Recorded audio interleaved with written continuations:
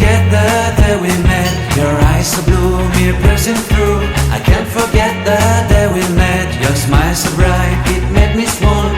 Our love is like a summer's day, hot and endless in a magic way. Whenever I see you, all I can think is my summer love. Been waiting for you, my love. My summer love. Been waiting for you, my love. I can't forget the day we met. You looked so fly in your red Corvette. Your hair, your look, your everything. When I see it all, I knew that you were mine. I'm in love with your hair, your lips, your silhouette in the moonlight shine. With my love you won't ever be alone. My summer love, been waiting for you, my love. Completely a fool, been waiting for you, my love. Head over heels, I'm blinded by what I feel. My love is forever yours.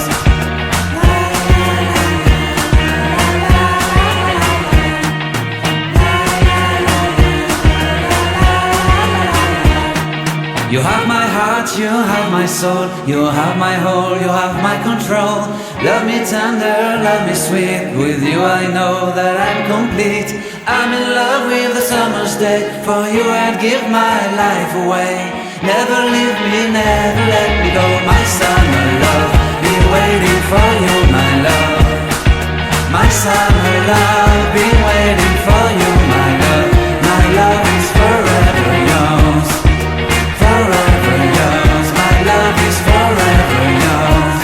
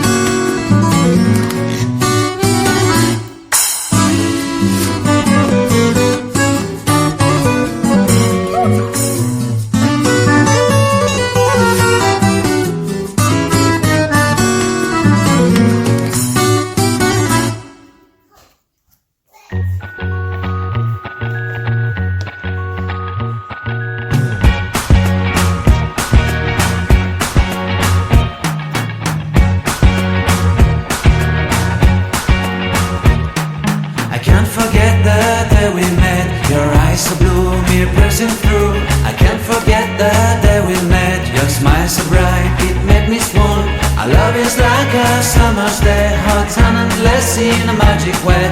Whenever I see you, all I can think is my summer love. Been waiting for you, my love. My summer love. Been waiting for you, my love. I can't forget the day we met. You looked so fly in your red Corvette. Your hair, your look, your everything. When I see it all, I knew that you were mine. I'm in love with your hair, your lips, your silhouette in the moonlight shine. With my love you won't ever be alone. My summer love, been waiting for you, my love. Completely a fool, been waiting for you, my love. Head over heels, I'm blinded by what I feel. My love is forever yours.